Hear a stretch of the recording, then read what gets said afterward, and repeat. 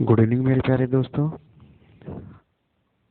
आज हम आपके लिए खास तौर पर लाए हैं यूपी टेट के आंसर की और उसके सलूशन भी। तो हम आज सबसे पहले बात कर लेते हैं।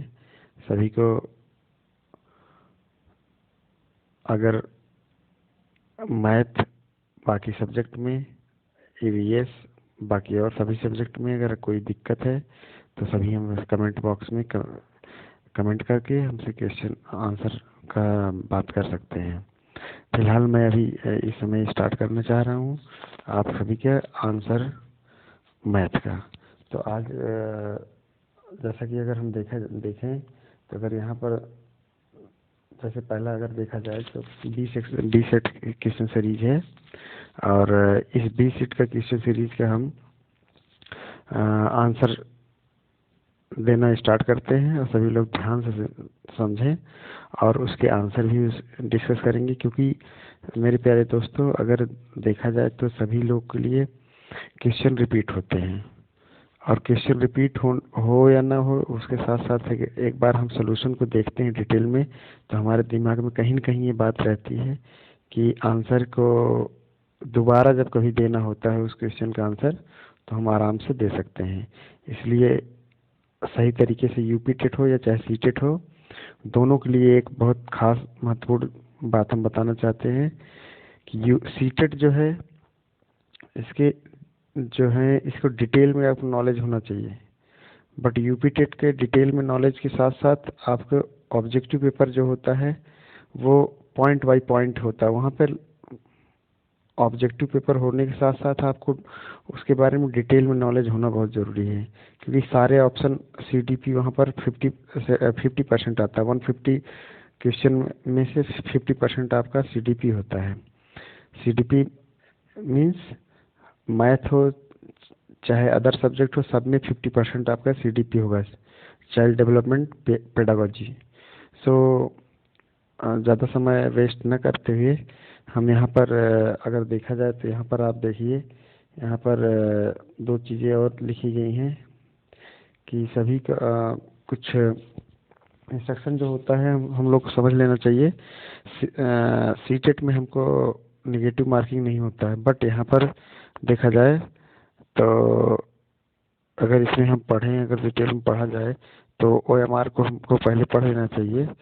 तो अगर यहाँ पर देखा जाए तो यहाँ पर जैसा कि दिया गया है ऊपर ही देख लिया जाए आप लोग, तो सभी प्रश्नों को उत्तर दें। सभी प्रश्नों के अंक समान हैं और एक इम्पोर्टेंट जिसको हम बताना चाह रहे हैं कि इनमें से केवल ये चीज़ है। उसके बाद अगर हम देखें इसमें तो 5 सेक्शन है, जैसा कि सभी लोग जान रहे हैं।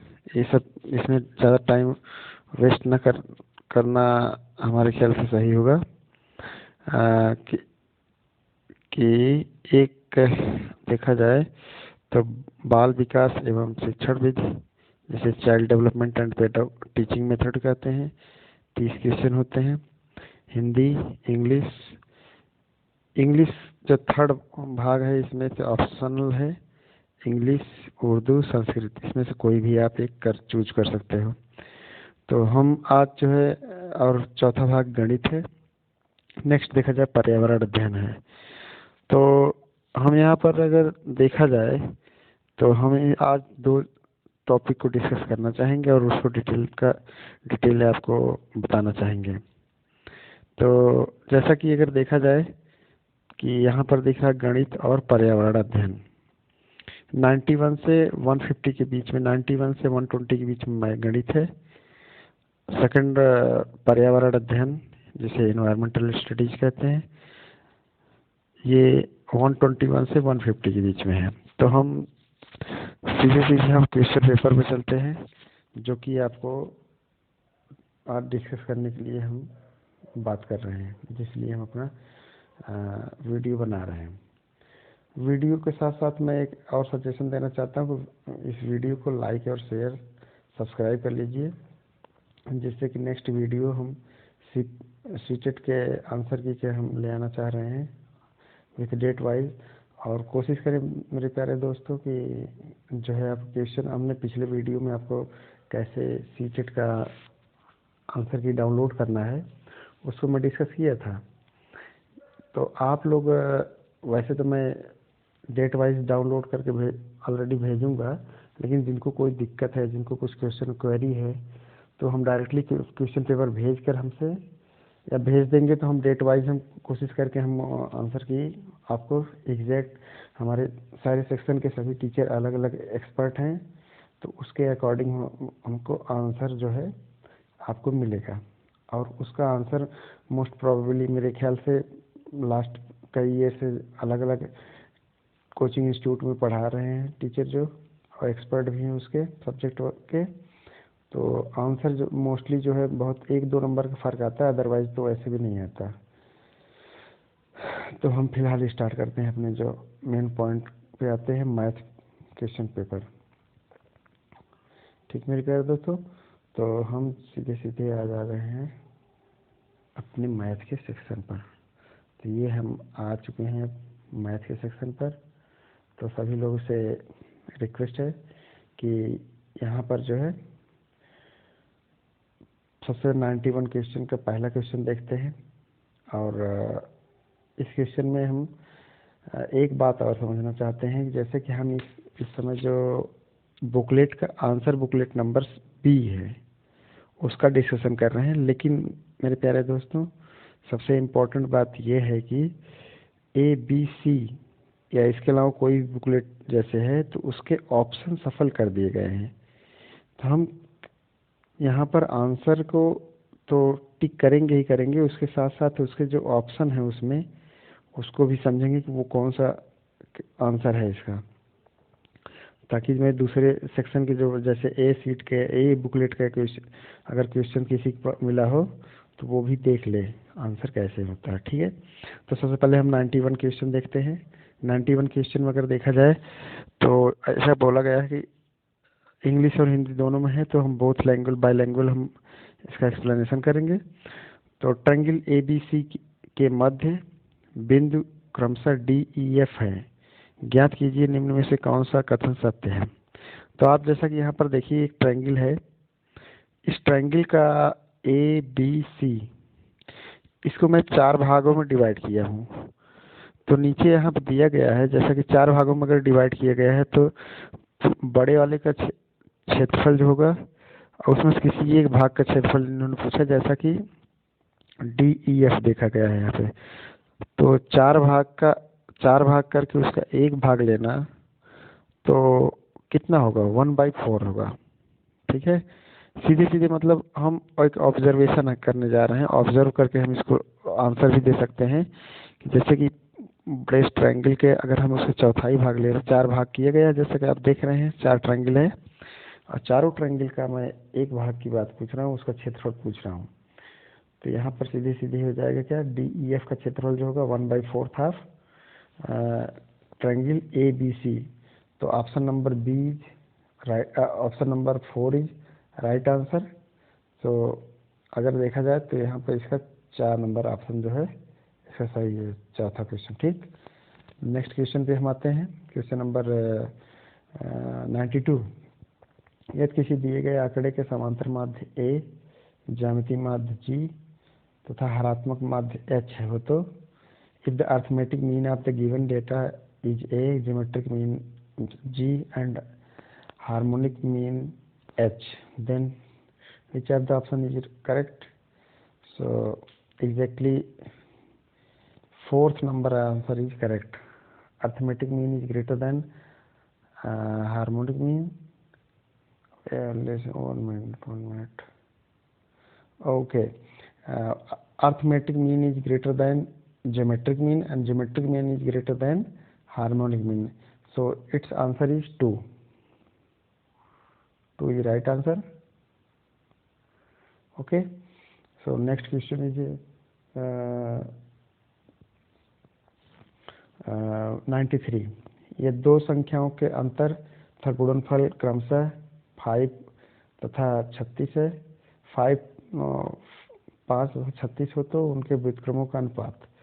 इंग्लिश में आप लोग देख रहे हैं आंसर, क्वेश्चन देख रहे हैं, तो हमको बार बार रिपीट करने की ज़रूरत नहीं है।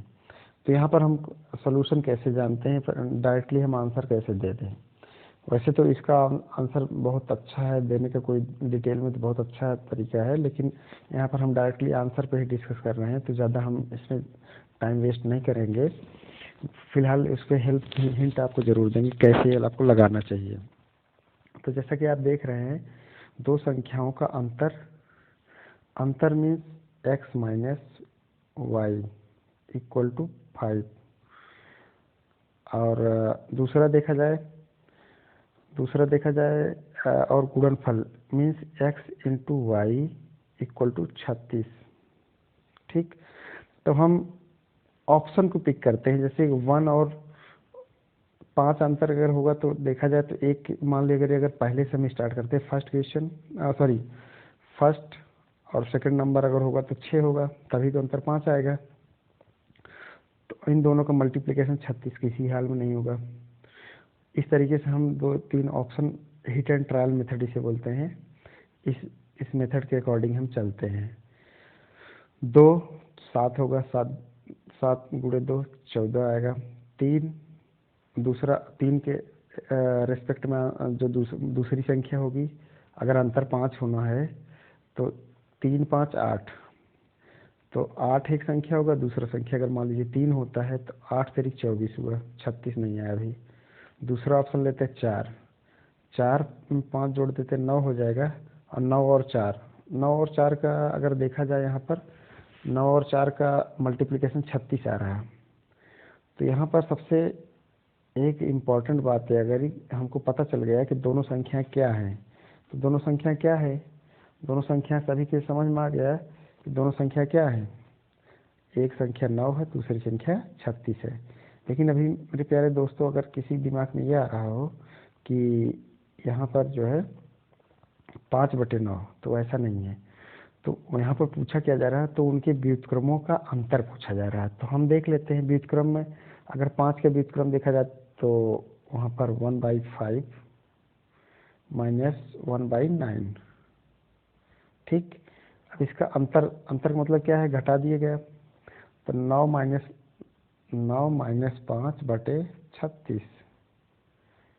ठीक है, सभी लोग को अभी इसके डिटेल में हम बताएंगे नेक्स्ट वीक जब हम मैथ स्टार्ट करेंगे, तो उसमें हम बताएंगे। तो कितना आ गया यहाँ पर, 9 माइनस 5 करेंगे तो कितना आएगा, 4/36। ठीक है, तो 4/36 कौन सा ऑप्शन में है, किसी में है, नहीं है। 1 मिनट रिपीट कर देते हैं।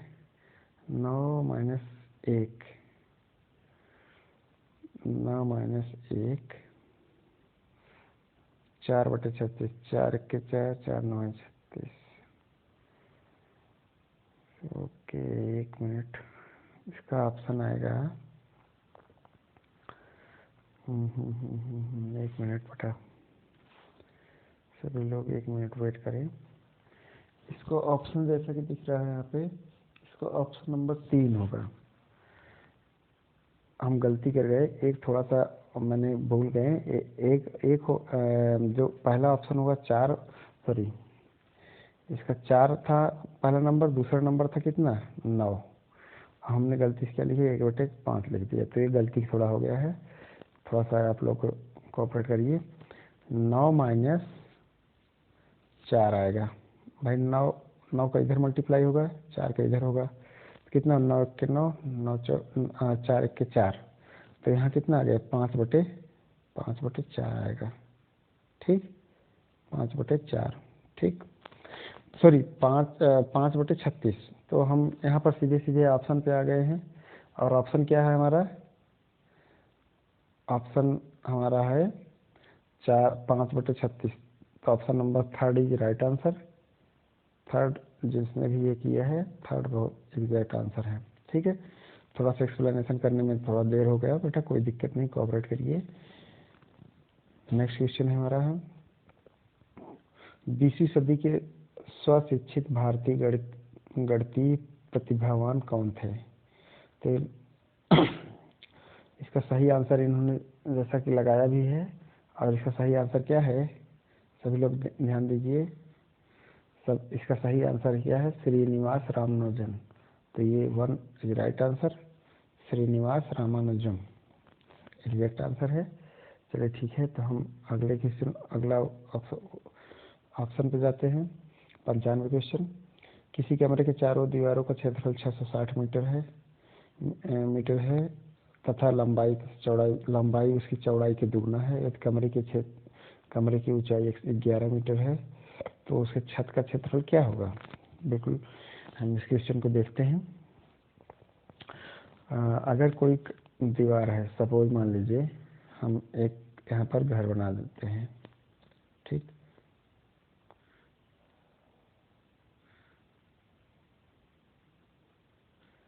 ठीक है, सभी लोग दिख रहा है कि एक कमरे के चारों दीवारों का क्षेत्रफल 660 मीटर है। 4 दीवार ऊपर के हैं साइड, ठीक है। तो 4 दीवारों का क्षेत्रफल 660 मीटर। सपोज मान लीजिए ये x है, ये y है और ये z है। ये ऊंचाई है, ऊंचाई इसने ऑलरेडी दिया है 11 मीटर, ठीक है। ऊंचाई कितना दिया है, 11 मीटर। तो इन्होंने पूछा कि उसकी छत का क्षेत्रफल क्या होगा। छत का क्षेत्रफल का मतलब है जितना आधार का क्षेत्रफल होगा। आधार मतलब x और y, ये लंबाई हमको पता चल जाए और दूसरा y पता चल जाए। x और y हमको पता चल जाए तो हम सारे इसका निकाल लेंगे। तो अगर हम यहाँ पर देखा जाए x और y निकालने के लिए क्या करेंगे, इसका क्षेत्रफल देखते हैं क्या होगा। सबसे पहले अगर यहाँ पर देखें इस तरफ का क्षेत्रफल, इस तरफ का क्षेत्रफल देखें तो उतना ही क्षेत्रफल इसके इस अपोजिट साइड को होगा। अगर इस तरफ क्षेत्रफल देखें तो इसके अपोजिट साइड इधर होगा उतनी क्षेत्रफल, ठीक है, इसके अपोजिट। तो हम बात कर लें कि अगर इसका क्षेत्रफल निकालना चाहें, इस वाले का, ये जो लगा है, इसका क्षेत्रफल क्या आएगा, y इंटू जेड। अगर ये y इंटू जेड है मतलब ये लंबाई और ये लंबाई y into Z. y into Z होगा तो क्या आ जाएगा, ये आएगा एक तरफ से क्षेत्रफल जो फ्रंट सामने दिख रहा है, इसके अपोजिट में जाएंगे तो उतने क्षेत्रफल यहाँ होगा तो 2 हो जाएगा। प्लस जस्ट इस साइड के क्षेत्रफल की बात करें तो यहाँ पर x है बेस, उसकी हाइट कितनी है, जितना यहाँ पर क्षेत्रफल z है, z 11 है। तो ठीक है, पहले हम लिख लेते हैं x इंटू जेड होगा, ठीक है, x इंटू जेड। तो x इंटू जेड होगा। फिलहाल हम इधर थोड़ा लिख देते हैं बेटा, सभी लोग को कन्फ्यूजन ना हो। यहाँ पर लिख देते हैं क्या होगा, y into 2y into Z, 2yz plus इधर देखा जाए ये x हुआ और इसकी हाइट कितनी हुई, जितना यहाँ पर हाइट होगा। तो यहाँ पर हाइट z हमने ऑलरेडी बताया था जो कि 11 के बराबर है। तो x इंटू जेड होगा ना, x इंटू जेड। बट ये जितना इधर है उतना ही अपोजिट साइड में इधर है यहाँ पर, तो 2x इंटू जेड हो जाएगा, ठीक है, इक्वल टू इन्होंने बोला 660 मीटर। कितना बोला, 660 मीटर, ठीक। अब अगर देखा जाए 2 कॉमन हो जाएगा तो 2 से भाग दे दिया जाएगा। तो यहाँ पर y इंटू जेड, और जेड की लंबाई 11 है तो 11y प्लस 2 कॉमन लेके भाग देंगे तो इधर यहाँ पर 330 बचेगा वहाँ पर, लेकिन x इंटू जेड बता, जेड क्या है 11 इंटू एक्स। जेड की जगह 11 पुट के एक्स की जगह एक्स रहेगा और क्या हो जाएगा, एक चीज़, हाँ 11 जो है जेड की वैल्यू है, ठीक है, इक्वल टू इधर आगे क्या 330। क्यों 330 है, क्योंकि जो है इधर तो कॉमन लिया गया था, लिख दे रहे हैं फिर से, नहीं तो आप कन्फ्यूज रहोगे। क्या कन्फ्यूजन है, ये मैं आपको दिखा रहा हूँ, क्या कन्फ्यूजन नहीं होना चाहिए। 2 कॉमन हो जाएगा, y into Z plus x into Z, एक कॉमन होगा, ठीक है। तो जेड की जगह 11 रखा जाए क्योंकि 11 दिया हुआ था। 11y, और 2 से इधर ले आकर भाग दिया गया, जो 660 था इक्वल टू क्या था, 660 था ना, 660 हम भाग दे दिए गए तो 330 आ गया। ठीक है, थोड़ा फास्ट करते हैं, बहुत टाइम लग जाएगा इस वीडियो बनाने में, तो हम जल्दी जल्दी लगाते हैं। और एक चीज़ आप देखिए, यहाँ पर दिया है बैकग्राउंड में, देखिए आप इसको, किसी कमरे की दीवार कितना तथा लंबाई उसकी चौड़ाई की दुगना है। अगर मान लीजिए लंबाई जो है यहाँ पर x है और चौड़ाई y है, तो लंबाई क्या है, लंबाई 2 जो x है वो y की दुगना है। तो हम यहाँ पर सभी को एक एक उसमें कर देते हैं, तो हमारा y तो ठीक है, y चौड़ाई है, लेकिन x क्या है, x को चौड़ाई के फॉर्म में लिख देते हैं क्योंकि 2 गुना बता रहा है। तो इस x की जगह क्या कर सकते हैं, 2y लिख सकते हैं। ठीक है, समझ में आ रहा है कि नहीं बात। जैसे हम क्या बोल रहे हैं कि y जो है, y क्या है, मान लीजिए इसे चौड़ाई हम बोल रहे हैं, तो इन्होंने बोला कि चौड़ाई जो है दुगनी है किसकी, लंबाई की। तो ये अगर 2 गुना है, ठीक है, लंबाई की दुगनी है चौड़ाई, क्या लिखा, लंबाई उसकी चौड़ाई की दुगनी है। लंबाई जो है x जो है 2 गुना है y क्या, तो x की जगह 2y लिखा जा सकता है। तो यहाँ पर जो x लिखा गया है, अच्छा हाँ एक चीज़ और कही, 11 और कॉमन करके 330 में भाग देते, तो y plus x equal to 330/11 काट देते हैं, तो यहाँ पर कितना आ गया, 30। ठीक है, हम क्लियर कर देते हैं, फिर से यहाँ लिख देते हैं, यहाँ पर लिखते हैं, देखिए तो क्या आया, y plus x equal to 30। ठीक, हमने आपको बताया कि x की जगह 2y लिखा जा सकता है, y प्लस 2y, और 2y क्यों लिखा जा सकता है, हमने बताया कि लंबाई जो है चौड़ाई की दुगनी है, तो चौड़ाई y थी तो 2y लिखा जा सकता है, इसलिए 30 लिख दिया गया। y प्लस 2y equal to 3y equal to 30, तो y से भाग दे दिया जाएगा, तो y बराबर 10 आ गया। कितना आ गया, y बराबर 10, 3 से भाग देंगे, 3 नाम 10 आ गया, तो y मतलब चौड़ाई हुआ 10 मीटर। हम इसको सभी को रफ कर दे रहे हैं, तो y क्या हुआ, 10, y इक्वल टू 10। तो x कितना हो जाएगा, ये x जो है दुगना है, लंब चौड़ाई क्या, 20, और z कितना है, 11 दिया हुआ है जो कि क्वेश्चन पेपर में है। तो इन्होंने क्या पूछा है, इन्होंने पूछा छत का क्षेत्रफल। ठीक है मेरे प्यारे दोस्तों, छत का क्षेत्रफल पूछा है, तो छत का क्षेत्रफल कैसे निकलेगा, देखिए यहाँ पर देखिए, छत का क्षेत्रफल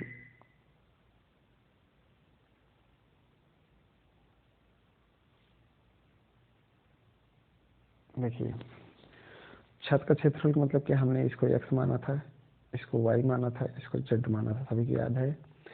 तो छत का क्षेत्रफल जितना होगा उतना ये होगा और उतने ये होगा। ठीक है, तो हम नीचे का क्षेत्रफल निकाल लें, तो x बराबर कितना है, 20, y बराबर कितना है, 10, तो इन दोनों को गुणा करते 200 आएगा। तो ये जितना क्षेत्रफल होगा उतने छत का क्षेत्रफल होगा। तो छत का क्षेत्रफल कितना आ गया, 10 गुणे 20, 200 आ गया। तो कि मेरे प्यारे दोस्तों, सभी लोग शायद इस बात समझ में आ गया होगा कि इसका 3 थर्ड ऑप्शन चाहिए, 200 आंसर आएगा। ठीक, चलिए हम नेक्स्ट क्वेश्चन पे चलते हैं, थोड़ा सा फास्ट पढ़ते हैं क्योंकि अगले इसमें थोड़ा देरी हो रहा है, नेक्स्ट क्वेश्चन में पढ़ेंगे। तो हम देखते हैं अगला क्वेश्चन। देखिए सभी लोग अगर यहाँ पर देखें तो एक ऑप्शन देखा जाता है, जैसा कि यहाँ पर आप लोग देख रहे हो कि क्वेश्चन नंबर 96 में 10 पावर 3 x इक्वल टू 125, तो 10 पावर -2x का मान क्या होगा। तो ये जिसने भी ये लगाया माइनस वैल्यू, ये बिल्कुल गलत लगाया है, माइनस तो किसी हाल में नहीं होगा, तो होगा क्या, अच्छा माइनस कोई पूछे तो क्यों नहीं होगा, 10 पावर -2x लिखा है, ना कि -10 पावर। माइनस का मतलब ये पावर जब माइनस होता है तो वो अपोजिट, मतलब जैसे इसको दूसरा क्या लिख सकते 10^2x, लेकिन ये पॉजिटिव में ही रहेगा, तो माइनस का आंसर गलत। तो हम फिलहाल ये वाला ऑप्शन गलत हो गया। ठीक है, दूसरा ऑप्शन पे आते हैं। दूसरे ऑप्शन पे हम आते हैं। तो दूसरा ऑप्शन जैसा कि आप यहाँ देख रहे होंगे कि देखिए 25 लिखा हुआ, 25 गलत होगा। क्यों 25 इसलिए नहीं होगा क्योंकि इन्वर्स हो रहा है। जैसे 10^3x था तो 125 था, लेकिन ये उल्टा 1/10^2x है, तो ये 25 हो ही नहीं सकता। क्यों, क्योंकि आप जान रहे हैं अगर 25 होगा तो गलत है। फिलहाल आप सभी समझ रहे होंगे, ज़्यादा डिटेल नहीं करते इसमें डिस्कस। थर्ड पे ऑप्शन पे आते हैं 1/5। ठीक है, 1/5 पे आते हैं, 1/25 पे आते हैं। देखिए अगर यहाँ पर 10^2x इतना था 125 था, तो 5^3 आया। अगर वो 125 को अगर देखा जाए तो 5^3 लिखा जा सकता है। 5^3 125 आता है। ठीक, 5^3 125। तो 5 अगर 5^2 लिखा जाता तो कितना होता 120, सॉरी 5 जो है 25, सॉरी 25। ठीक, अब 25 क्या है, इनवर्स में पूछ रहा है। 25 क्या होगा, इनवर्स में आना चाहिए। 25 इनवर्स के क्या मतलब हुआ यहाँ पर, 25 इनवर्स का मतलब ये हुआ कि ये जो है 1/4 होगा, इसका 1/25 होगा, क्योंकि पावर -2 है तो नीचे आ जाएगी वैल्यू, तो 1/, इसका ऑप्शन आ जाएगा क्या, इसका ऑप्शन हो गया ये question number 4। Answer sorry question number 96 के 4 ऑप्शन चाहिए। ठीक है, चलिए नेक्स्ट क्वेश्चन पे चलते हैं। चलिए अगले क्वेश्चन पर हम आते हैं, क्वेश्चन नंबर 100। यहाँ पर देखते हैं एक वर्ग का क्षेत्रफल, इसकी भुजा 8 सेंटीमीटर है, उसके आयत का क्षेत्रफल के बराबर है, जिसकी लंबाई 16 सेंटीमीटर, आयत का चौड़ाई ज्ञात कीजिए। चलिए देखते हैं, ज़्यादा टाइम वेस्ट न करते हुए। एक आयत का क्षेत्रफल क्या है, एक आयत की एक भुजा, सॉरी क्षेत्र, एक वर्ग है, वर्ग की एक भुजा 8 सेंटीमीटर है, उस आयत के क्षेत्रफल के बराबर है, जिसकी लंबाई 16 सेंटीमीटर है। तो क्षेत्रफल पहले हम वर्ग का निकाल लेते तो कितना आ जाएगा, वर्ग का क्षेत्रफल भुजा गुणे भुजा, तो एक भुजा 8 है, दूसरा भुजा भी 8 होगा, तो 8 उठाएं 64। ठीक, आज इन्होंने बोला कि जिसकी उस आयत के क्षेत्रफल के बराबर है, जितना उस आयत के क्षेत्रफल के बराबर जिसकी लंबाई 14 है, 16 सॉरी। अब इसका भी क्षेत्रफल 64 है, लेकिन उन्होंने बताया कि एक भुजा 16 सेंटीमीटर, दूसरा आप बताइए क्या होगा। तो 16 गुणे x इक्वल टू क्या होता है, आयत का क्षेत्रफल भुजा लंबाई गुणे चौड़ाई, लंबाई गुणे चौड़ाई, तो 16 गुणे x इक्वल टू 64, क्योंकि इन्होंने बताया कि 64 जो है किसका क्षेत्रफल है, वर्ग का क्षेत्रफल। ठीक, 16 1 के 16, 16 चौके 64, x इक्वल टू कितना आ गया, 4 आ गया। ठीक है, तो option number 3 is right answer. ठीक, चलिए नेक्स्ट क्वेश्चन पे चलते हैं। इसमें क्लियर हो गया सभी को। ऑप्शन नंबर, देखिए इस तरीके का सवाल लगाने के लिए 101 नंबर सवाल जो है इसको लगाने के लिए बहुत जल्दी से लगाते हैं। a/3 equal to b/4 c/7 equal to k मान लेते हैं। ध्यान रखिए a बराबर क्या है 3k, b बराबर क्या है 4k, c बराबर क्या है 7k। ठीक, अब जैसा कि यहाँ पर देखिए इंग्लिश वाले सेक्शन में देख लेते हैं, a+b+c/3। ठीक है, तो तीनों क्या है 3k इसकी जगह पुट कर देते हैं A plus B plus C by C 4k plus 7k upon 7, क्यों? क्योंकि नीचे भी सी था। तो 7 3 10 4 14/7, 14 के क्लियर कर देते हैं। सभी ध्यान है, ऊपर 14 आ गए, नीचे 2 आ गए, 14 के पास 7 के। ठीक है, तो हम यहाँ पर देखते हैं 14 के 7 के केस के करके 2 आ गया। ठीक है, तो ऑप्शन नंबर 101 का 2 ऑप्शन सही है। सॉरी, ऑप्शन नंबर 1 है, 2 आंसर आएगा इसका। ठीक है, सभी लोग क्लियर कर देता हूँ कि इसका आंसर क्या है। ये है आंसर। ठीक, चलिए नेक्स्ट क्वेश्चन पर चलते हैं मेरे प्यारे दोस्तों। क्वेश्चन नंबर 2, ये 102। 5 जनवरी 1991 को शनिवार था, तो 5 मार्च 1992 को सप्ताह का कौन सा दिन होगा? सभी लोग को बता देना चाहता हूँ कि सेम डेट में, अगर इसको भी हम डिटेल में समझाएंगे, मैथ का क्वेश्चन है तो सॉरी रीजनिंग में आता है या मैथ में भी पढ़ सकते हैं आप, तो हम इसको थोड़ा सा ध्यान देते हैं। ध्यान ये देने वाली बात है कि जब लीप वर्ष होता है, ठीक है, लीप वर्ष होता है तो उस वर्ष जो है अगर भाग देने पर 4 से कट जाता है तो वह वर्ष लीप वर्ष कहलाता है। तो जैसे 1992 हमारा लीप वर्ष है, तो जिस वर्ष लीप वर्ष होगा उस वर्ष फरवरी जो है 29 दिन की होती है, अदरवाइज सभी वर्ष में 28 दिन की होती है। तो 1991 में फरवरी से कोई फरवरी जो है 28 दिन की होगी फिलहाल, और अदर मंथ जो होगा तो एज इट इज होगा। ठीक है, तो एक बात सीधी से समझ लो सभी लोग आप, और 5 जनवरी 1991, फिर से हम नेक्स्ट ईयर जाते हैं, 3 मार्च 1992 को पूछ रहा है। तो हमको चाहिए क्या? हमको चाहिए ये कि 5 जनवरी 1991 से 5 जनवरी 1992 तक चले जाते हैं। तो एक साल के अंतर पर अगर फरवरी के पहले का दिन है, लीप वर्ष नहीं है, फरवरी के पहले का दिन है, तो उसमें एक दिन बढ़ जाता है। ठीक है, समझ रहे हैं बात में क्या बोलना चाह रहा हूँ? जैसे 5 जनवरी 1991 है, 5 जनवरी 1992 को अगर देखा जाए तो क्या होगा? जैसे शनिवार था तो 5 जनवरी 1992 को रविवार हो जाएगा। 5 जनवरी 1991 को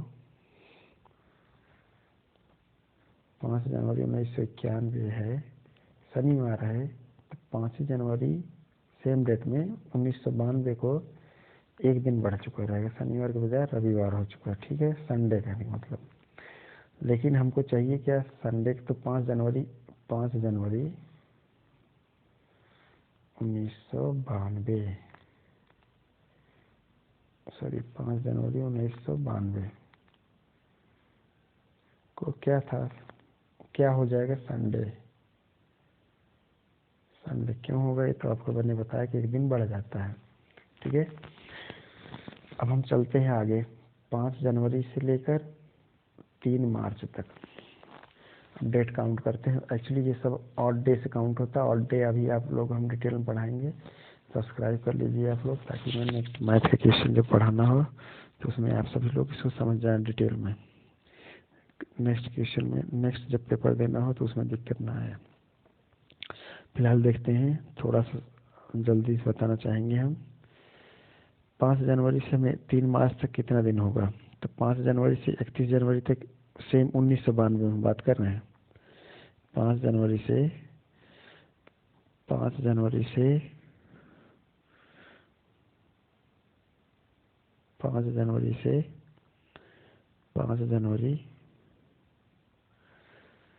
92 से लेकर हम 31 जनवरी तक जाते हैं। 31 जनवरी सेम ये मंथ में।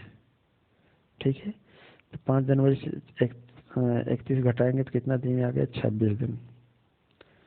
ठीक, चलिए ये दिनों की संख्या हम काउंट कर रहे हैं। उसके बाद हम नेक्स्ट जनवरी के बाद फरवरी मंथ आएगा, तो फरवरी, क्योंकि ये 1992 हमारा लीप वर्ष है, इसलिए उस बार फरवरी 29 दिन की होगी, तो 29 दिन और जोड़ लेते हैं इसमें। ठीक, फरवरी पूरा निकल गया, हमको जाना 3 मार्च तक, तो 3 दिन और बढ़ गया। ठीक है, समझ में आ रहा सभी को? नहीं आया तो कमेंट सेक्शन में कमेंट से पूछ लेंगे। ठीक है, तो देखते हैं कि टोटल डेज कितनी हो गए। 9 6 15 3 18 का 88 लगाए, 1 2 2 4 1 5, 58 दिन टोटल हमारा दिनों की संख्या है। 7 से भाग दे देते हैं, भाग देने पर जितना बच जाता है वो हमारा ऑड डे होता है। उसी के अनुसार हम दिनों की संख्या काउंट करते हैं। 7 8 56, तो जो भाग गया वो हमारे लिए इम्पोर्टेंट नहीं, हमारे लिए इम्पोर्टेंट है बचा कितना। 7 8 56 बचा कितना, 2, तो 2 दिन हमारा ऑड डे आया। तो जो भी हमारा 5 जनवरी 1992 को हमारा कौन सा दिन था, संडे था। ठीक है, तो इसमें 2 दिन और जोड़ देंगे, क्या हो जाएगा, संडे के बाद मंडे, ट्यूसडे मीन्स मंगलवार। तो इसका बेस्ट आंसर क्या हो जाएगा, मंगलवार। जिसने भी लगाया 4 नंबर ऑप्शन सही, 4 नंबर आंसर 4 ऑप्शन सही है, मंगलवार दिन आएगा। ठीक है, तो हम फिलहाल अगले क्वेश्चन पे चलते हैं। ठीक है,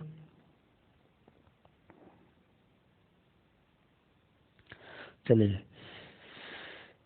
देखते हैं अगला क्वेश्चन। 131 नंबर, 1/3। वीडियो थोड़ा लंबा हो रहा है, या तो आप लोग कहिए इसको हम आज पहले बना लें, ऑप्शन दे दें सब, नेक्स्ट में हम इसको सलूशन दे दें।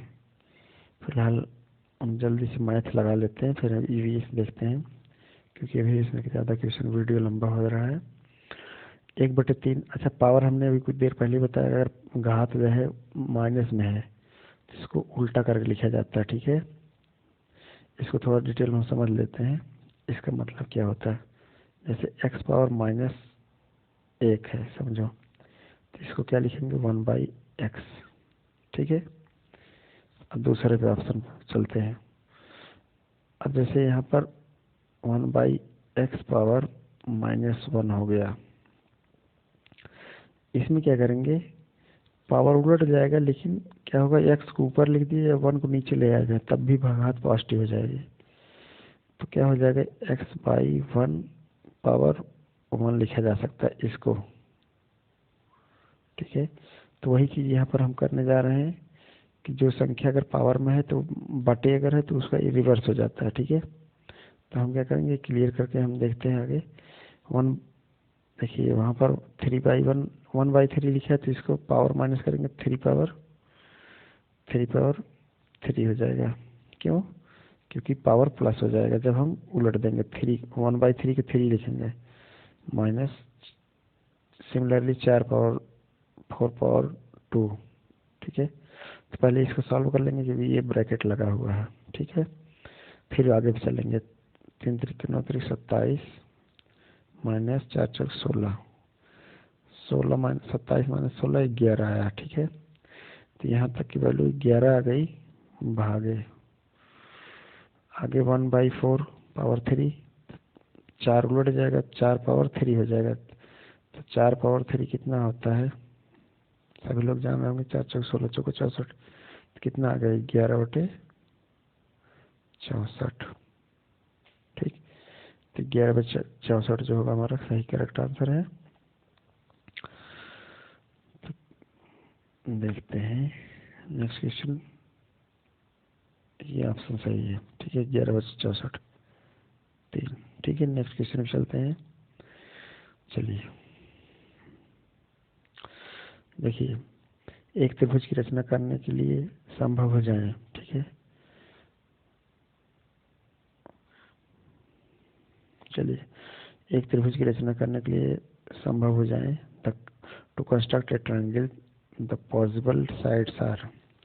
देखो एक प्रमेय होता है, थ्योरम है, क्या कि दो भुजाओं त्रिभुज बनने के लिए कंपलसरी कंडीशन है। कोई किसी दो छोटी भुजाओं का योग तीसरी भुजाओं से अधिक नहीं होना चाहिए। बराबर भी चल जाएगा।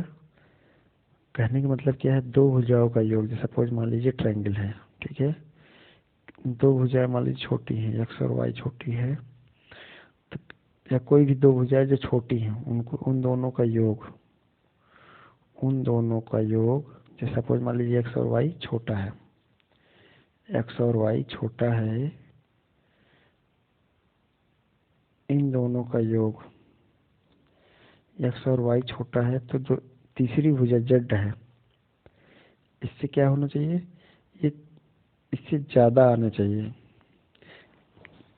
कहने का मतलब क्या है, यहाँ पे अगर यहाँ पर देखा जाए तो एक सीधी, यहाँ पर एक मिनट बेटा, जैसा कि देखें यहाँ पर किन्हीं दो भुजाओं का योग हमने बोला, किन्हीं दो भुजाओं का योग अगर तीसरी भुजाओं से क्या होना चाहिए, छोटा होना चाहिए, तो ये क्या होगा, लेस देन कितना होना चाहिए, थर्ड जेड। तो हम तीनों को चेक कर लेते हैं, चेक कर लीजिए आप लोग भी, बराबर नहीं होना चाहिए, बराबर से बड़ा होना चाहिए। अदरवाइज अगर यहाँ देखा जाए थर्ड ऑप्शन में तो 3 3 6 आता है, दोनों बराबर, 3 3 ये दोनों संख्याएं 6 आएंगी, इसके बराबर हो गया।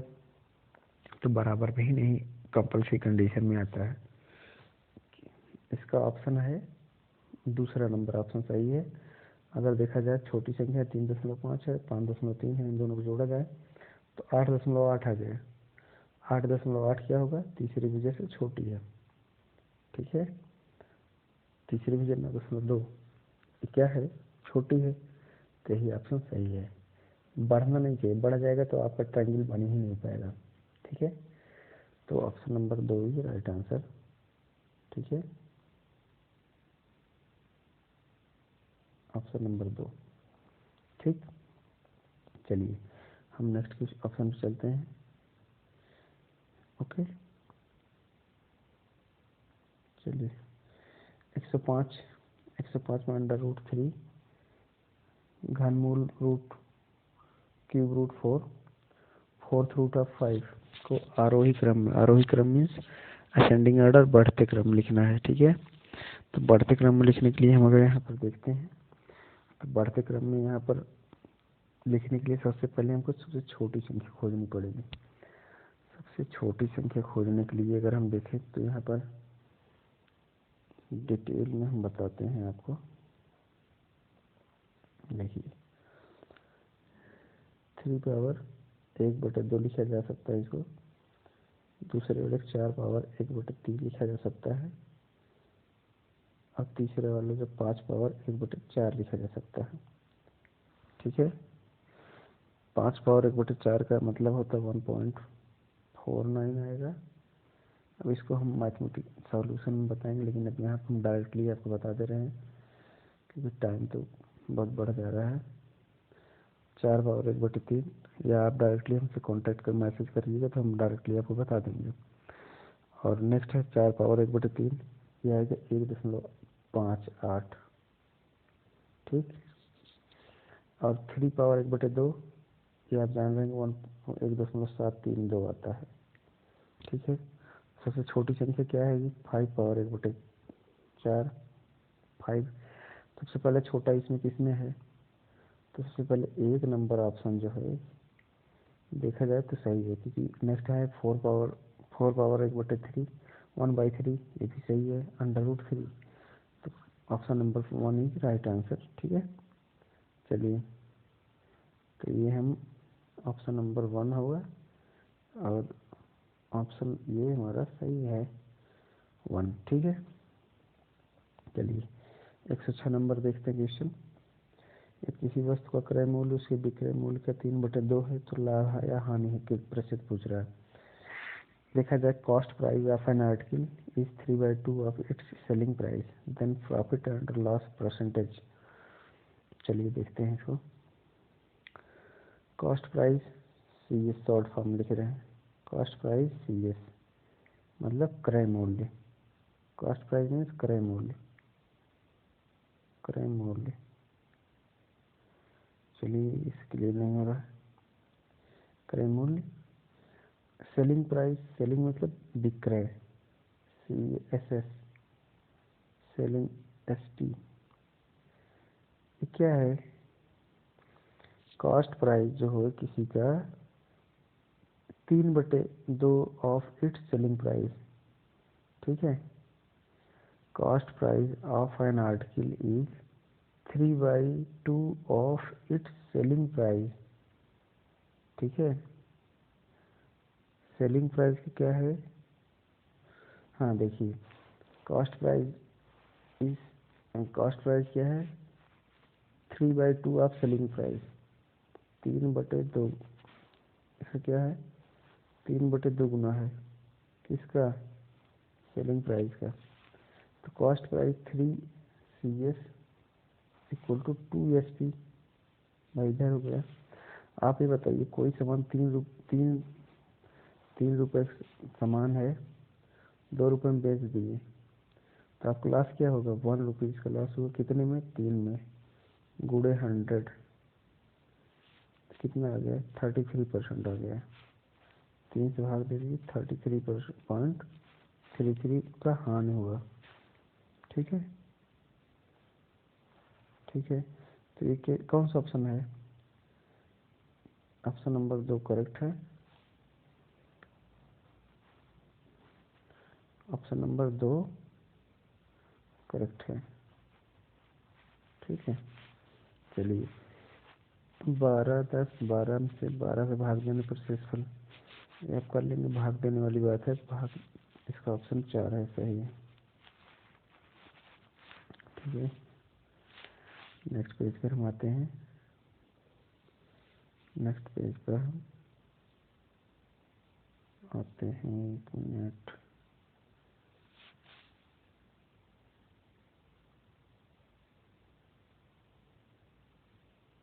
चलिए 109 नंबर क्वेश्चन देखिए। किसी दिए हुए आंकड़ों के माध्य 4.5 है, तो उसका माध्य क्या है, ठीक है।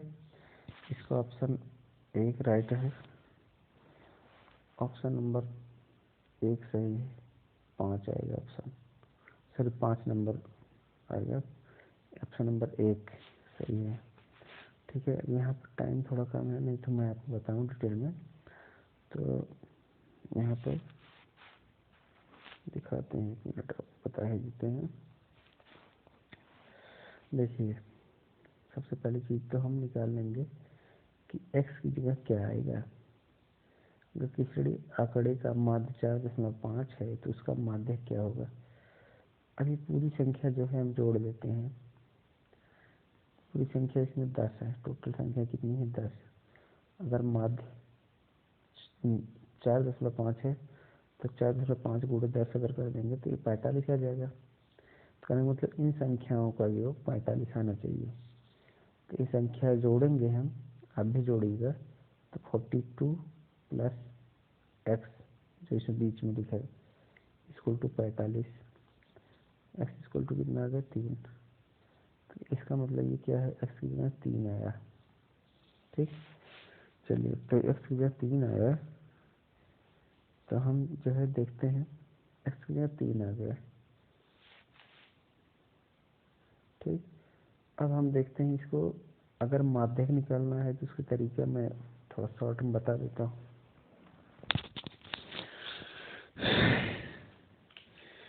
माध्यक निकालने के लिए आप जो जितनी वैल्यू है, देखिए क्या करेंगे कि यहाँ पर 3 पुट कर देंगे और सबको असेंडिंग ऑर्डर में, असेंडिंग मतलब बढ़ते क्रम में लिख देते हैं। तो सबसे पहले 1, फिर 2, फिर 3, फिर 1 3, मतलब 1 3 ये वाला और 1 3 ये वाला, 2 बार 3 है, फिर 4, फिर 5, फिर 1 बार 1 5 ये है, 1 5 ये है, 5 6 है नहीं, 7 2 बार है, 8 1 बार, ठीक है। 1 2 2 2 4 2 6 2 8 2 10, ठीक है, 10 संख्याएं हैं। अब इसका हमको माध्यक क्या क्या होगा, माध्यक क्या होगा। माध्यक निकालने के लिए क्या है, ऑड और इवन के देखते हैं। इवन संख्या है 10 नंबर, 10 टोटल संख्या है, 10 इवन है। इवन क्या होता है, सॉरी ये थोड़ा सा फार्मूला देखते हैं पहले, फिर उसके बाद देखते हैं। फार्मूला क्या है, फार्मूला ये है कि n/2 प्लस 1वां पद, n/2 प्लस 1वां पद, n/2 क्या है, 10/2 प्लस 1, 5, 5 में एक जोड़ेंगे 6, 6वां पद होगा क्या आपका माध्यक। छठवां पद क्या है देखते हैं, छठवां पद क्या लिखा है इसमें, सॉरी एक गड़बड़ी हो गई, चलो यहाँ लिखा है, किसी ने लगाया है 1 2 3 4 5 6, छठा पद 5 आया, छठा पद 5, तो इसका मतलब आंसर क्या है 1, ऑप्शन नंबर 1 में 5 है। ठीक है, तो इसका ऑप्शन क्या आएगा 5। सांख्यिकी में विचरण का विश्लेषण नामक विधि का मुख्य श्रेय है most important person related with the method of analysis of variance in the statics. तो आपको मैं एक सीधी सी बात है, इसका आंसर, इसका लगाने वाले न्यूमेरिकल लगाना तो है नहीं, तो इसका ऑप्शन जो है मुझे R.A. फिशर है। ठीक है, इसका ऑप्शन सही क्या है, R.A. फिशर। चलिए नेक्स्ट क्वेश्चन देखते हैं। यदि आरोही क्रम में रखे आंकड़ों को दोनों छोरों से प्रेक्षण हटाए जाते हैं तो केंद्रीय प्रवृत्ति की मापों से मापक प्रभावित होते हैं, माध्यिका और बहुलक, माध्य और माध्यिका, बहुलक और माध्यिका। तो इसका ऑप्शन क्या होगा, दूसरा ऑप्शन सही है। ठीक है, चलिए नेक्स्ट क्वेश्चन देखते हैं। ऑप्शन नंबर 5 सेंटीमीटर वाले एक घन के सभी फलकों में रंग लगाया जाता है। यदि इसे एक घन सेंटीमीटर वाले घनों में बांटा जाता है तो एक घन सेंटीमीटर वाले कितने घनों में केवल एक ही फलक होंगे। ठीक है, बहुत अच्छा क्वेश्चन है, देखते हैं फिर आगे।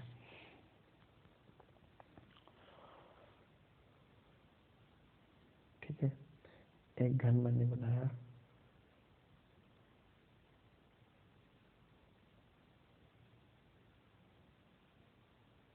ठीक।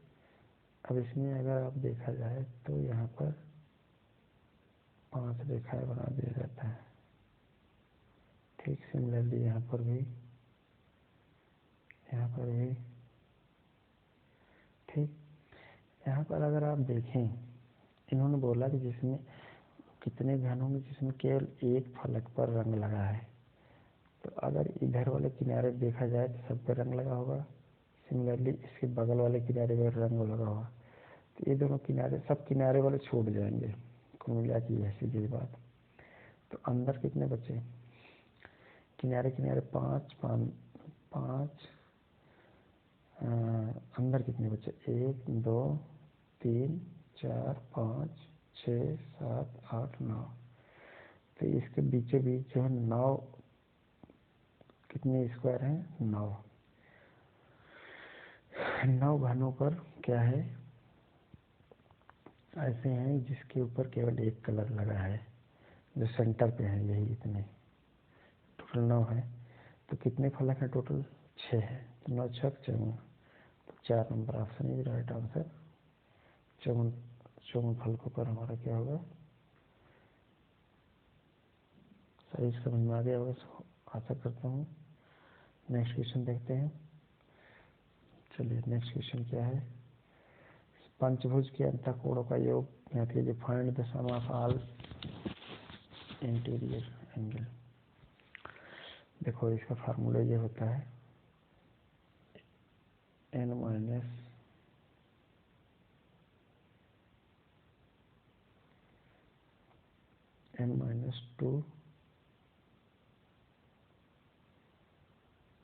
n-2 इंटू 180,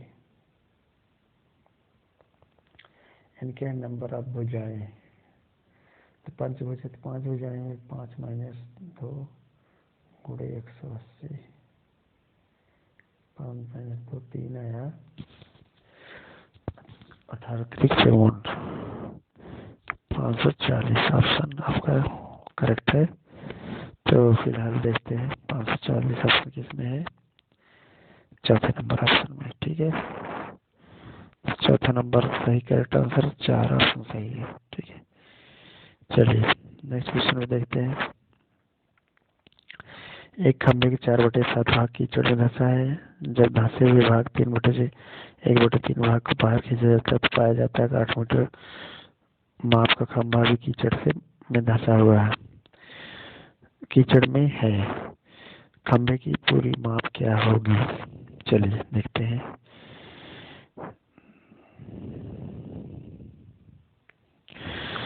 चार बटे तीन भाग कीचड़ में है, 4/7 भाग कीचड़ में है, तो इसका 1/3 भाग बाहर निकाला गया, तो 4/3 भाग कीचड़ में है, तो 1/3 भाग किसका? 4/3 भाग का, 4/7 भाग का 1/3 जो है बाहर निकाला गया।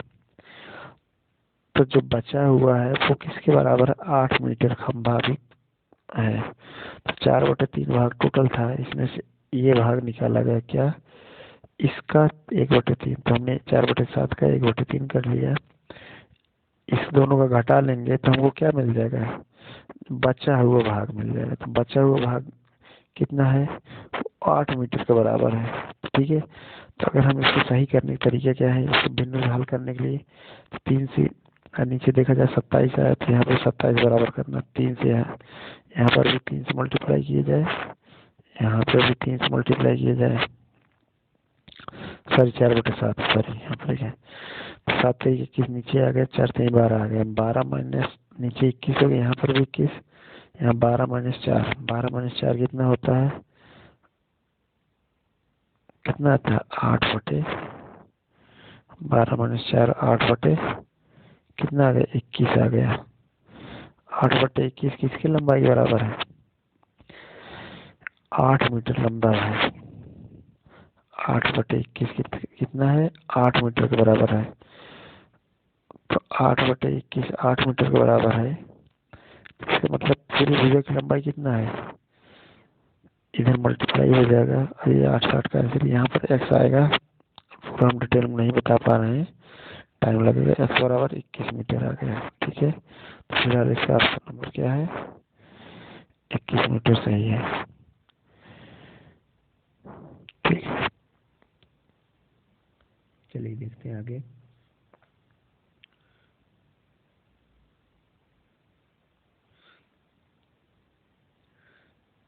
देखिए, ए प्लस बी किसी काम को 12 दिन में करते हैं, बी और सी उसी काम को 15 दिन में करते हैं, सी और यू उसी काम को 20 दिन में करते हैं, तो ए अकेले उस काम को कितने दिन में करेगा? देखिए बेटा, ये बहुत सरल क्वेश्चन है। इस तरीके के सवाल अक्सर एग्जाम में देखा जाता है। इसको लगाने के तरीके शॉर्टकट में तरीके हम बताते हैं आपको। चलिए देखते हैं। A plus B equal to कितना है? 12 दिन। B plus C equal to कितना है? 15 दिन। C plus A equal to कितना है? 20 दिन। तो इन सब का हम एलसीएम ले लेते हैं, सीधी सीधी बात। एलसीएम कितना आएगा? 180 आएगा। आप लोग लगाते रहिएगा। ठीक, इसका एलसीएम 180 आएगा।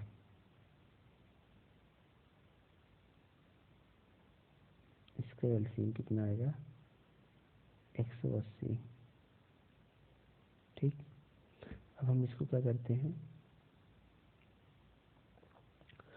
जो ए प्लस बी था, देखो इसको अब डिटेल में हम नहीं समझा पाएंगे आप लोग को।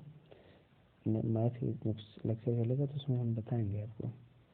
तो यहाँ पर देखते हैं, ए प्लस बी किसी काम को 12 दिन में करते हैं। टोटल काम अगर 180 है, तो एक दिन में कितना काम करेंगे? तब 12 दिन, तो 12 से भाग दे देंगे तो कितना आ जाएगा? 15 आ जाएगा। सिमिलरली यहाँ पर क्या करेंगे, अगर बी प्लस सी मिलकर किसी काम को 18 दिन में 15 दिन में करते हैं तो टोटल काम 180 है, तो 15 से भाग दे दो तो पता चल जाएगा एक दिन में कितना करते हैं। तो 15 के 15 से 3 30 हो गया, 15 दिन 30, तो इस 12 दिन आ गया। सिमिलरली हम 20 दिन वाला देखते हैं, यहाँ 20 दिन था, 20 9 180, तो ये टोटल आ गया एक दिन में इतना काम करेंगे तीनों। अगर इसको जोड़ दिया जाए तो कितना आ जाएगा, 2a + 2b + a + b + c equal to कितना, 180 काम टोटल है ही है, आपको पता है। ठीक है, हम यहाँ पर देखते हैं, अगर देखा जाए तो यहाँ पर टोटल काम कितना कितना कितना हो जाएगा, 36। इन दोनों को जोड़ देंगे एक दिन में, अगर 2a + b + c लग जाएंगे, दुगना आदमी लग जाएंगे, तो 36 काम कर रहे हैं, तो a + b + c equal to कितना आएगा, ये तो 2a के बराबर है ना, तो ये कितना काम करेगा, 18 काम करेगा ना भाई। 2a + b = 36 है, तो a + b बराबर क्या होगा, a + b + c बराबर क्या होगा, 36 का आधा हो जाएगा। समझ रहे बात। और उसके बाद क्या करेंगे, आगे करेंगे, 180 दिन में काम कंप्लीट करने हैं। हमको पूछ क्या रहा है यहाँ पर, देखिए ए उसी काम को अकेले कितना काम करेगा, तो हमको b + c का काम पता है जो कि यहाँ दिख रहा है, तो इसमें से 12 घटा देंगे तो बचेगा कितना, ए का काम बचेगा, तो यहाँ 6 आ गया। ए उस काम को 6 दिन एक दिन में 6 काम करेगा, और टोटल काम 180 है। टोटल काम कितना है, टोटल काम 180 है ना, 180 है। एक दिन में ए जो है 6 काम करता है, 6 से भाग देंगे, 6 3 18 30 आ गया। ठीक है, तो चलिए, तो हम इसको समझ गए शायद। तो क्या ऑप्शन है, 30 ऑप्शन सही है। ठीक है, 30 राइट आंसर है। चलिए अगले क्वेश्चन को देखते हैं। देखिए 14/33, 42/55, 21/22 का महत्तम समापवर्तक। अब इस तरीके के सवाल लगाने के लिए हम ध्यान देते हैं कि महत्तम समापवर्तक बोलेगा तो अंश का हम महत्तम समापवर्तक निकालेंगे और हर का एलसीएम निकालेंगे। और जब लघुत्तम समापवर्तक निकालेंगे भिन्न वाली संख्या का, क्या कह रहा है, महत्तम ने बताया तो ऊपर वाले को महत्तम निकालेंगे, नीचे वाले को लघुत्तम। जब लघुत्तम समापवर्तक पूछेगा तो ऊपर वाले को लघुत्तम समापवर्तक निकालेंगे, नीचे वाले को महत्तम। तो सभी लोग शायद समझ में आ गया। अब हम आंसर देखते हैं क्या होगा। ऊपर वाले को महत्तम समापवर्तक निकाला जाएगा, नीचे वाले को लघुत्तम। ऊपर वाले को महत्तम समापवर्तक 7 आएगा, नीचे वाले का एलसीएम कितना आएगा, लघुत्तम समापवर्तक, क्योंकि अपोजिट होता है, जो ऊपर होगा उसका अपोजिट नीचे होता है। नीचे वाले का एलसीएम 330 आएगा, 7/330 सही का आंसर है। ठीक है, तो कितना आ गया, ये आंसर सही है। ठीक, ऑप्शन नंबर 3 है राइट आंसर।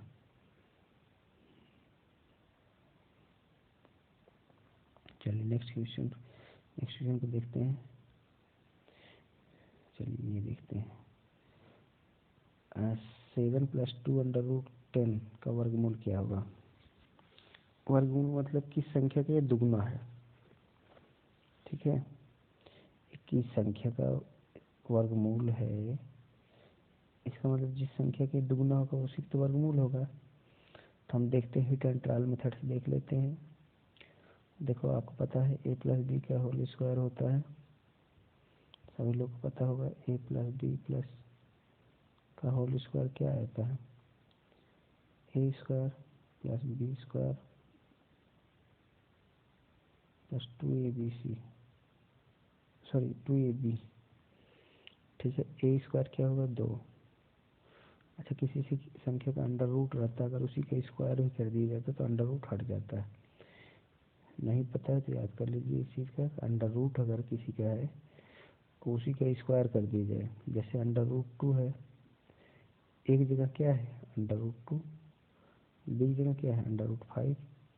तो इसका आंसर क्या होता है a² + b² + 2ab। तो ए की जगह स्क्वायर करेंगे तो √2 का स्क्वायर करेंगे 2 आएगा, बी की जगह √5 का स्क्वायर करेंगे तो 5 आएगा प्लस 2abc। ए कितना है 5, बी सी कितना है √5 √2, तो 5 2 7, 7 + 2 √10। √10 बताइए किसमें ऑप्शन है, option number 1 is right answer.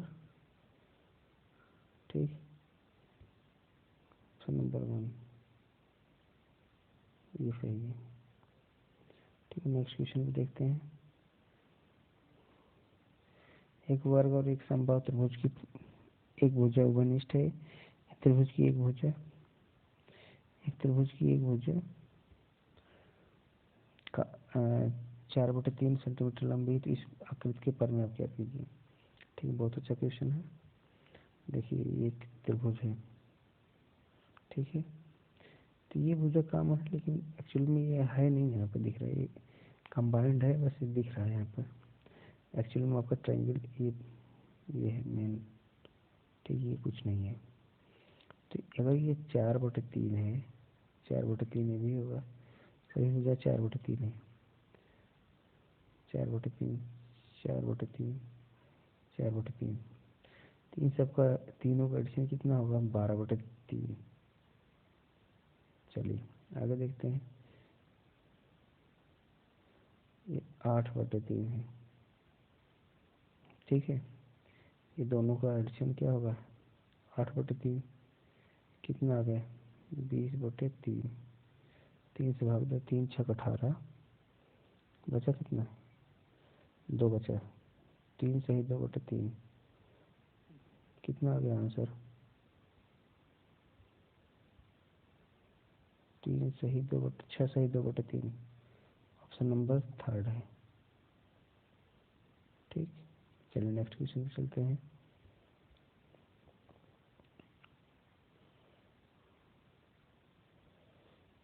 निम्नलिखित में से कौन सी संख्या 99 से विभाजित होती है।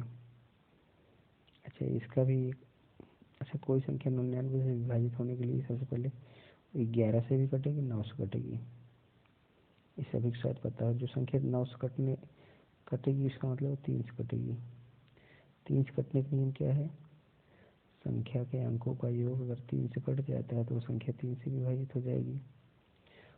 और 11 से कटने का नियम भी बता देते हैं, संख्या के अंकों का योग 3 से कट जाता है तो संख्या 3 से कट जाएगी। आप यहाँ पर चेक करिए 9 1 पहले ऑप्शन को, 9 1 10 3 13 4 17 17 6 7 6 23 2 25, 25 हमारा जो है नहीं कटेगा 3 से, तो ये ऑप्शन गलत हो गया। अगर 99 से कटना है तो इसका मतलब 3 से भी कटना है, तो ये ऑप्शन गलत हो गया। दूसरा ऑप्शन देखते हैं, दूसरा ऑप्शन 3 1 4। अच्छा तीनों ऑप्शन में देखते हैं, 11 चेक कर लेते हैं, 11 चेक कर लेते हैं कौन सा। ऐसे 11 से कटने के नियम पहले जान लेते हैं। 11 से कटने का नियम है संख्या के अल्टरनेट, मतलब एक एक अंक छोड़कर। तो एक अंक जैसे मान लीजिए यहाँ पर देखा जाए 1 3 5 7 9 2 है, अल्टरनेट का मतलब 1 5 9, 1 5 9 एक जगह जोड़ लिया जाए, 3 7 2 एक जगह जोड़ लीजिए। इन दोनों का घटाना अगर 0 आ जाता है तो संख्या किससे कटेगी 11 से, मतलब ऑड इवन कर लीजिए। ऐसे सम संख्याओं का योग तथा विषम संख्याओं का अंतर अगर 0 आता है तो संख्या 11 से कट जाएगी। चलिए ट्राई करते हैं, पहले चेक करते हैं। पहली संख्या देखते हैं, पहली संख्या मतलब पहला ऑप्शन तो गलती हो गया, कट गया, 3 से नहीं कटे खत्म हो गया। दूसरा देखते हैं, तो यहाँ पर 1 5 9, 5 1 6 9 6 15, 15 3 7 3 10 2 12, तो ये ऑप्शन गलत, क्योंकि 12 - 15, 15 - 12 3 आ गया, गलत। दूसरे ऑप्शन को देखते हैं, 1 ऑड, इवन ऑड देख रहे हैं, विषम। एक मतलब विषम संख्या नहीं, विषम अंक के स्थान। समझिए बात को, सभी लोग समझ लें यहाँ पे। जैसे पहला संख्या, दूसरा संख्या, तीसरा संख्या, चौथा, पांचवा, छठा। तो पहली संख्या विषम हुई, पहली के बाद विषम संख्या कौन सी होगी? तीसरी। पहली ये हुई, तीसरी ये हुई, पांचवी ये हुई। इन दोनों का एडिशन कितना होगा? 4 4 8 1 9 माइनस। दूसरे वाले में देखते हैं, बची हुई संख्या 1 3 5, 5 3 8 1 9, 9 माइनस 9 शून्य आ गया। अगर तो कहने का मतलब यही संख्या जो है किससे कटेगी? 99 से। यही सही आंसर है। क्वेश्चन नंबर 119 का थर्ड आंसर। चलिए, पाई क्या है? देखिए मेरे प्यारे दोस्तों, पाई जो है एक अपरिमेय संख्या है। तो दो ऑप्शन सही है, अपरिमेय संख्या। लेकिन कभी पूछ लिया जाए 22/7 क्या है, या 3 इसका मान 3.14 ही होता है। तो ये दोनों परिमेय संख्याएं हैं। क्या है? परिमेय संख्याएं। ठीक, तो सभी को शायद मेरे ख्याल समझ में आ गया होगा कि पाई अगर पूछा जाता तो अपरिमेय संख्या हो गई, लेकिन 22/7 करके पूछा जाएगा तो परिमेय संख्या होती, भले ही उसका मान ये है। ठीक है, तो आज के लिए बस इतना ही है। तो ऑप्शन और भी, चलिए मैं जल्दी जल्दी ख़त्म करता हूँ, देर हो जाएगी, फिर भी मैं ख़त्म करूँगा आज। ठीक है, चलिए अच्छा एक काम करते हैं।